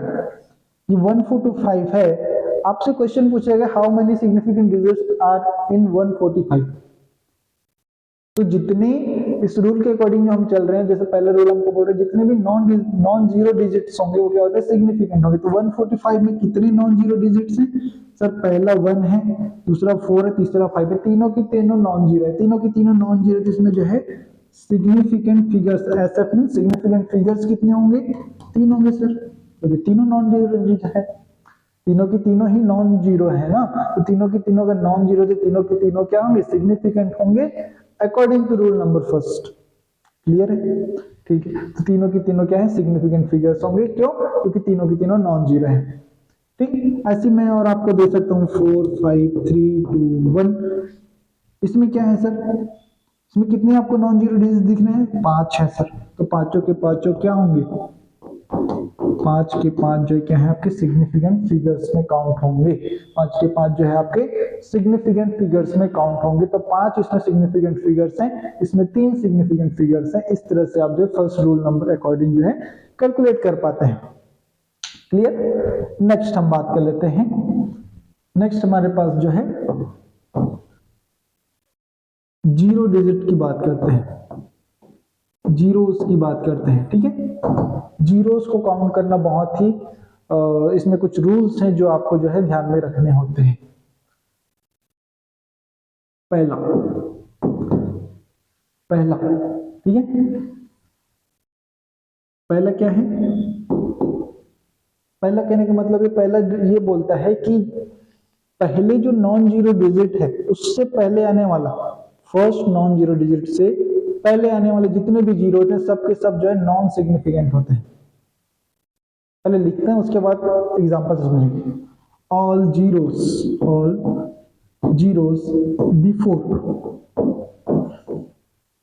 Before first non zero digit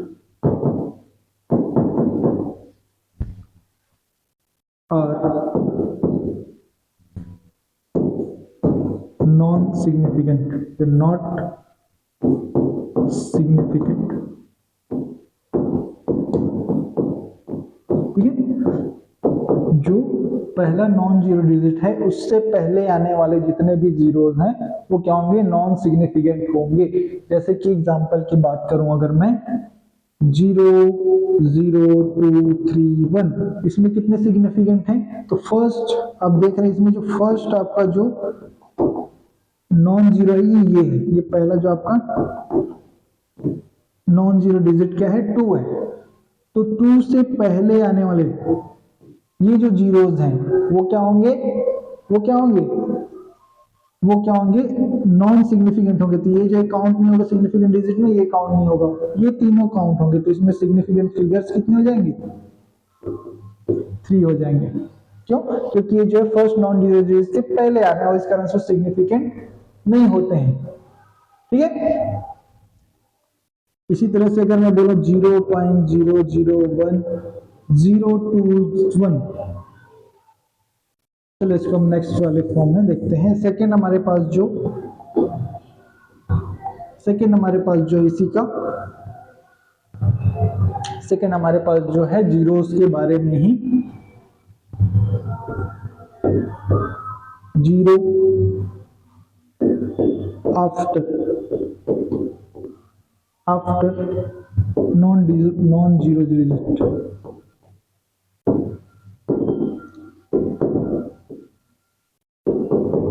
non zero digit के बाद आने वाले जो जीरोस हैं उसकी बात करें, अगर हम उनकी बात करते हैं, उनमें भी जो है आपको रूल्स देखने को मिलते हैं कि इसमें दो चीजें हो सकती हैं।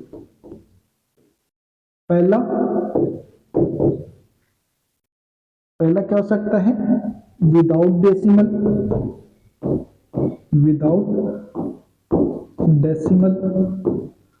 ये हो सकता है कि उसमें डेसिमल ही ना हो।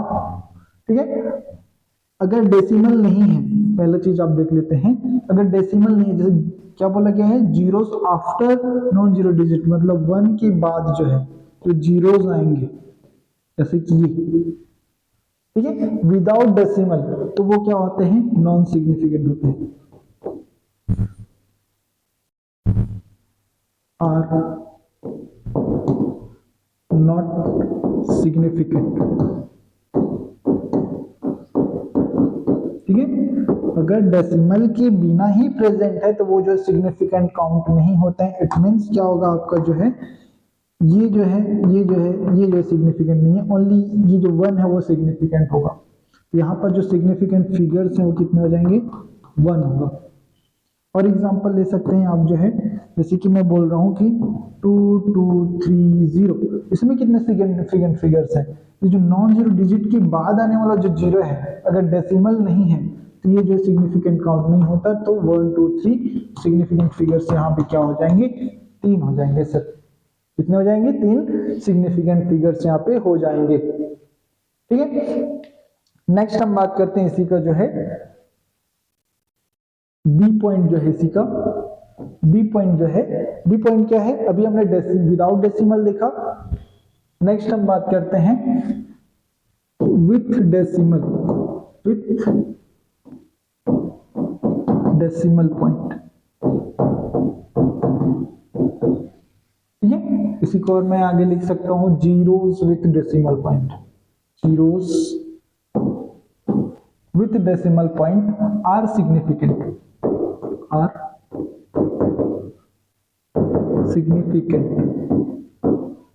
तो कैसे होते हैं? सिग्निफिकेंट होते हैं। कब? जब वो डेसिमल पॉइंट के बाद प्रेजेंट हो।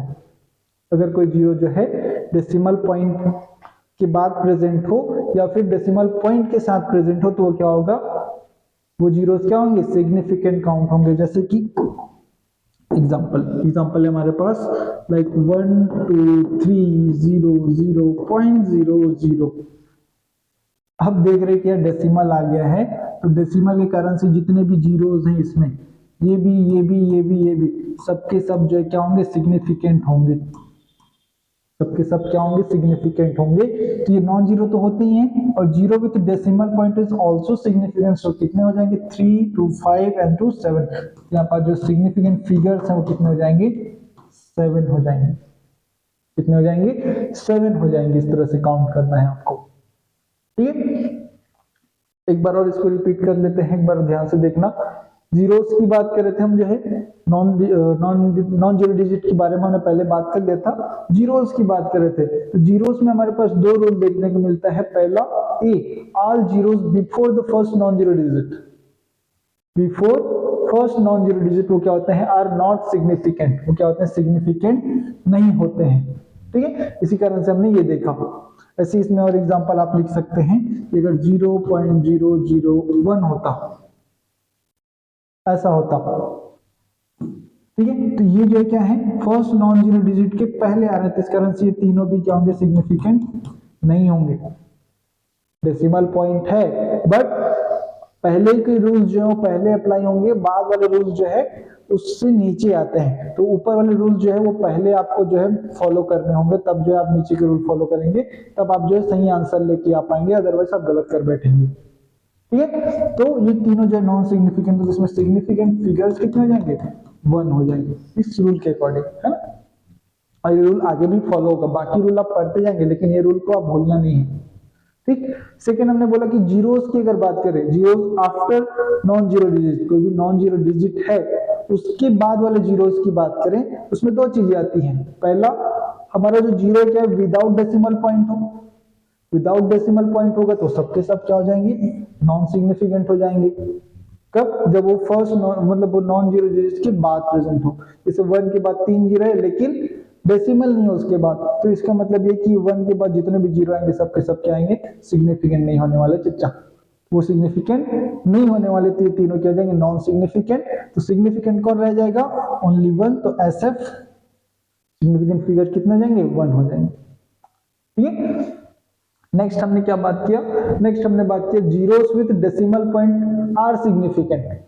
ठीक है, अगर हमारा जो जीरोस है वो किसके बाद आ रहे हैं, पहला जो भी हमने देखा क्या, किसके बाद आ रहे हैं, after non zero digit, after non zero digit के बाद आने वाला जीरो, और उस जीरो में भी क्या है, डेसिमल पॉइंट है, तो वो जितने भी जीरो हो जाएंगे सिग्निफिकेंट हो जाएंगे, जितने भी जीरो क्या हो जाएंगे, सिग्निफिकेंट हो जाएंगे। तो आपका जो है SF यहाँ पास कितना हो जाएगा, 7 हो जाता है।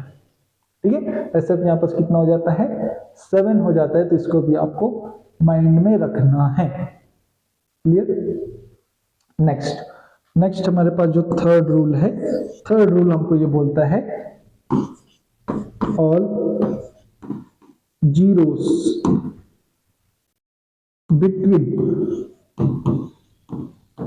between two non-zero digit are significant, वो सब क्या होंगे, सिग्निफिकेंट होंगे। अगर दो नॉन जीरो डिजिट के बीच अगर कोई जीरो आके बीच में फंस गया बेचारा, तो सिग्निफिकेंट हो जाएगा, दो सिग्निफिकेंट हो जाते हैं। जैसे कि अगर मैं 1001 लिख रहा हूं तो ये भी सिग्निफिकेंट है, ये भी सिग्निफिकेंट है, क्योंकि नॉन जीरो है, तो इन नॉन जीरो के बीच में जो दो जीरो आ रहे हैं वो भी क्या हो जाएंगे, सिग्निफिकेंट हो जाएंगे। और इस कारण से ये भी सिग्निफिकेंट, ये भी, तो इस कारण से इसमें सिग्निफिकेंट फिगर्स कितने हो जाएंगे, कितने हो जाएंगे, 4 हो जाएंगे, कितने हो जाएंगे, 4 हो जाएंगे। ठीक है, ऐसी एग्जांपल आप ले सकते हैं कि 0 1 0 0 1 0 0 1 2 3, इसमें कितने हो जाएंगे, आप देख रहे हैं सर ये भी एक सिग्निफिकेंट फिगर है, ये भी सिग्निफिकेंट फिगर है, क्यों, क्योंकि नॉन जीरो है, तो नॉन जीरो 1 2 3 4, और इनके बीच में जो चार जीरो है वो भी क्या हो जाएंगे, सिग्निफिकेंट हो जाएंगे। तो 4 और 4 कितने हो जाएंगे, सिग्निफिकेंट फिगर्स 8 हो जाएंगे, इस तरह से कितने हो जाएंगे, 8 हो जाएंगे। क्लियर है, ये कुछ रूल्स हैं, इसको याद रखना है आपको। नेक्स्ट हम बात कर लेते हैं रूल नंबर 4, साइंटिफिक नोटेशन की बात कर लेते हैं। साइंटिफिक नोटेशन की अगर हम बात करें, साइंटिफिक नोटेशन कहने का मतलब, जैसे मेरे पास जो है, पहले साइंटिफिक नोटेशन समझ लो, ये मेरे पास 10,000 है, इसको साइंटिफिक नोटेशन में कैसे लिख सकता हूं मैं, 1 × 10⁴ लिख सकता हूं मैं, ठीक ही नहीं। इसको बोलते हैं साइंटिफिक नोटेशन, इसको बोलते हैं साइंटिफिक नोटेशन, और इसको बोला जाता है कोफिशिएंट, इसको बोला जाता है कोफिशिएंट, इसको बोलते हैं क्या, कोफिशिएंट। ठीक है, तो जब हम साइंटिफिक नोटेशन की बात करते हैं तो ये जो कोफिशिएंट है उसमें से जो हमारे अभी जो पुराने जो रूल्स हैं उसमें से जो कुछ ये कोफिशिएंट में से जो भी वैल्यू दी है इस कोफिशिएंट में, अगर वो हमारे पुराने रूल को फॉलो कर रहे हैं तो वो सब सिग्निफिकेंट होंगे, जो फॉलो नहीं कर रहे होंगे वो सब सिग्निफिकेंट नहीं होंगे। ठीक है, पुराने रूल अभी जो हमने लिखे उसी के अकॉर्डिंग जो है, अगर ये कोफिशिएंट में जो भी नंबर्स आ रहे हैं अगर वो उसको फॉलो कर रहे हैं तो वो क्या होगा, सिग्निफिकेंट, अगर नहीं फॉलो कर रहे तो वो नॉन सिग्निफिकेंट हो जाएंगे। एग्जाम्पल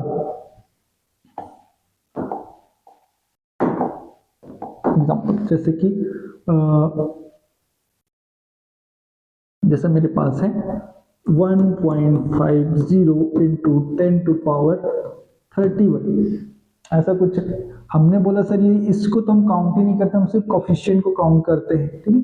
इसको तो हम काउंट करेंगे नहीं। हमारे पास ये जो है कोफिशिएंट, इसमें आप चेक कर लो, पहला ये नॉन जीरो है, ये भी है, ये भी नॉन जीरो, ये भी होना चाहिए। नॉन जीरो के बाद जो जीरो आ रहा है, अगर वो डेसिमल पॉइंट के बाद है तो फिर वो भी सिग्निफिकेंट हो जाता है। मतलब इसमें सिग्निफिकेंट फिगर्स कितने होने वाले हैं? 3 इज द आंसर। क्लियर? इसमें सिग्निफिकेंट फिगर्स कितने हो जाएंगे? 3 हो जाएंगे। इस तरह से आपको काउंट करना है। क्लियर? तो साइंटिफिक नोटेशन में इस चीज को आपको ध्यान में रखना होगा। लास्ट आपका जो लास्ट जो आपके पास जो रूल है, लास्ट जो 5th रूल है आपके पास, 5th रूल ये बोलता है कि जब भी आप जो है जो वैल्यूज हैं, डेसिमल वाली जो वैल्यूज हैं, या फिर जो भी वैल्यूज जो आप मल्टीप्लीकेशन या सब्सट्रैक्शन कर रहे हैं, या एडिशन या सब्सट्रैक्शन कर रहे हैं, डिवीजन कर रहे हैं, तो उसमें आपको क्या ध्यान में रखना होता है? जब उसको आप जो है सिग्निफिकेंट फिगर्स काउंट करेंगे उस केस में, तो जो रिजल्ट आएगा, जो भी रिजल्ट आएगा, वो जो रिजल्ट है आपको उस तरह से लिखना है कि उसमें उतने सिग्निफिकेंट फिगर्स हो जितने कि सबसे कम सिग्निफिकेंट नंबर वाले जो वैल्यूज थी उसमें हो। जैसे मैं बोल रहा हूं, यहां पर लिख देते हैं पहले, ऑन एडिशन और सब्सट्रैक्शन और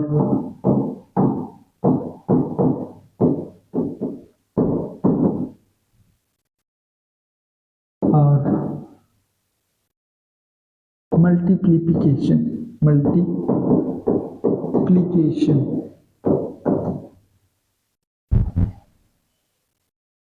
और क्या हो सकता है आपके पास? Division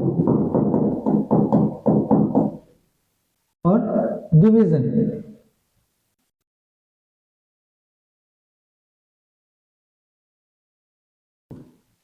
result must have same number of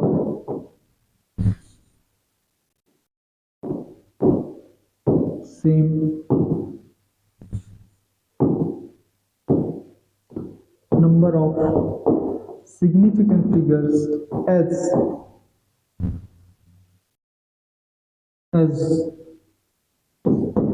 the value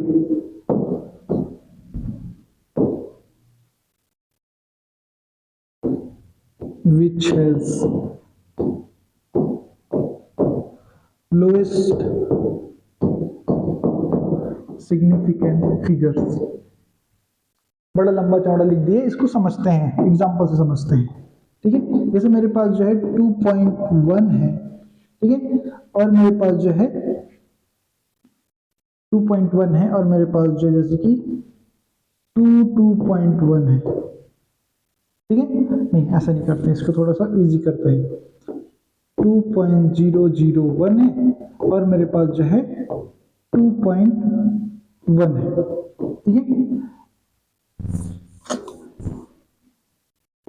2.001 and मेरे पास जो है 0.001 है,